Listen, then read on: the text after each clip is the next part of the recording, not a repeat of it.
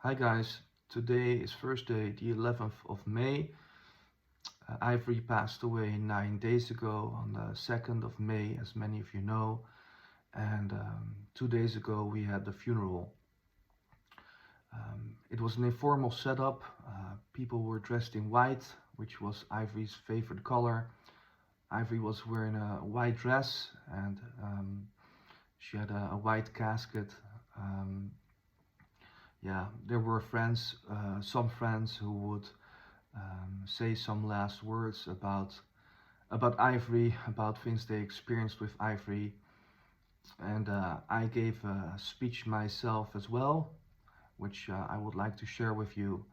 And afterwards, you will also see some pictures of Ivory's life. Yeah, mainly also the past years. Well, here we go. So, first of all, I want to thank everyone for being here today. I wish we would all be here today for different circumstances, but unfortunately, today is the day we say goodbye to my sweet wife, Ivory.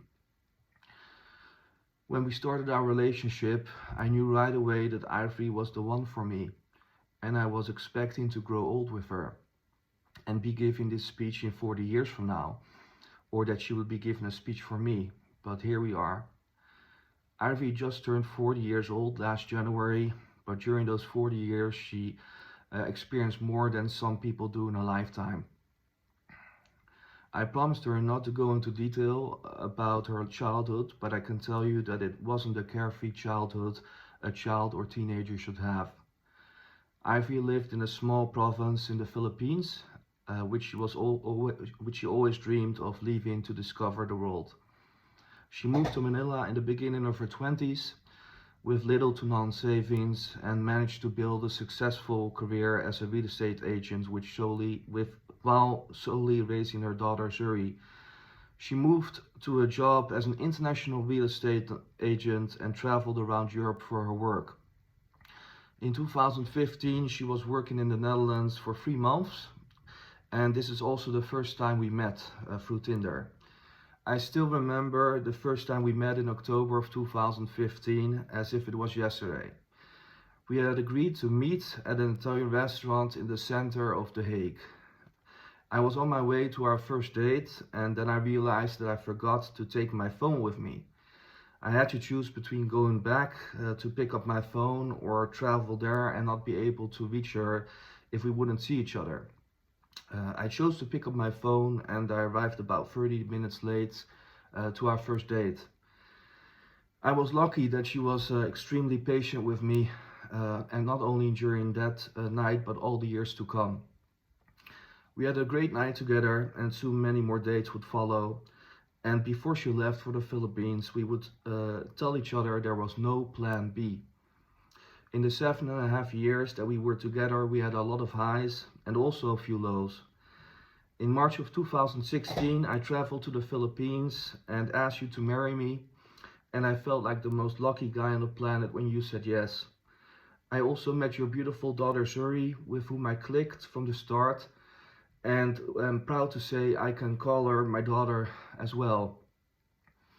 A few months later, you became pregnant of our son Kyle, and while pregnant, you followed all the necessary Dutch courses so you could move to the Netherlands so that we could live with the four of us here. It was a race against the clock to get the visa and be here before giving birth. You managed to get on the plane a few days before you were not allowed to anymore because of your pregnancy. A few months after giving birth, you started your career in recruitment by working together with me. Later on, you joined the company of my family to learn the ropes. We moved from Capella aan de IJssel to Amersfoort to live closer to work. After a while, you decided to start your own company because you always had itchy feet, and taking ownership and risks and being creative as an entrepreneur would fit you better. Shortly after COVID hit, and it was tough times for us, but you still managed to make things work. In September or October of 2020, you felt extreme back pain and couldn't get out of bed. I called a doctor, But because it was a peak during Corona time, they told me the doctor couldn't visit you and you had to go there. Because you were not able to get out of bed, they told us that you should take painkiller and call back a few weeks later if the pain was still there. After a few weeks, almost all of your pain had gone away, and we thought that you had a week back, like a lot of other people do. In December of 2020, I remember we were at a gas station and you went in to pay the bill and came back with shortness of breath. You did 2 COVID tests, but the results were negative. So we called the doctor again, and after a lot of arguing and insisting,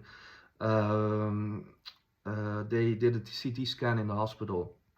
On the 29th of December 2020, we received the devastating news that they saw something pushing against your lungs and also saw spots on your bones from your hips to your shoulder blades. They couldn't confirm if it was cancer and had to do research. In the middle of January, they confirmed that it was lung cancer and that it was spread out in your liver, bones and brain. At first, the doctors told us that you had 9 months to live, but shortly after, they told us that if the medicine Tagresso would work, you possibly had a few years more to live. Fortunately, Tagresso worked, and I'm grateful that we were able to create many more memories in the past 2 years. Many weekend trips inside and outside the Netherlands, and our dream vacation traveling for 6 weeks in the Philippines. Moving to a new place and finally getting married.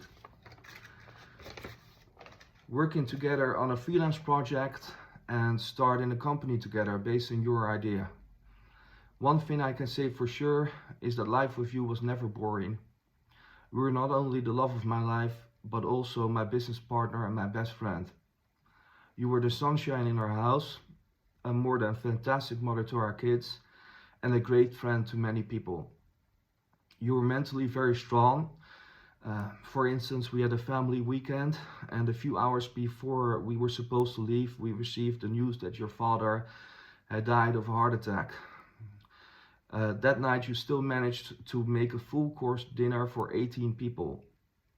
When we were facing challenges, you would always stay calm, even when I was freaking out. Besides being the anchor in our family, you were also bringing us a lot of joy. Decorating the Christmas tree, decorating the house for birthdays and for other celebrations. Scanning the internet for trips, holidays and other fun things to do with our family. Ivory, I want to thank you for all the years together, for all the laughs we had, for always being there to support me, and for all the love you gave to me and the kids every single day. I know we promised each other there was no plan B, and you gave everything you had to keep that promise. I'm happy that you no longer have pain, and I hope that every now and then you will come to visit the kids and me to see how we are doing, and you will be proud of what you see. I love you to the moon and back, and I hope that there is an afterlife where you will wait for me, so we can still stick to plan A. Rest in peace, my love. So these were my words for Ivory. I mentioned them on the last day, that she was still awake. She was not really able to, I hope she was able to hear everything. She said she liked it. Yeah, so it's nice that I was able to discuss that with her before sharing it in her funeral. Well, this is it, guys. I would like to share some photos of her life, mainly the past years, but also before that, when Suri was young. And I hope you enjoy it. Okay, bye.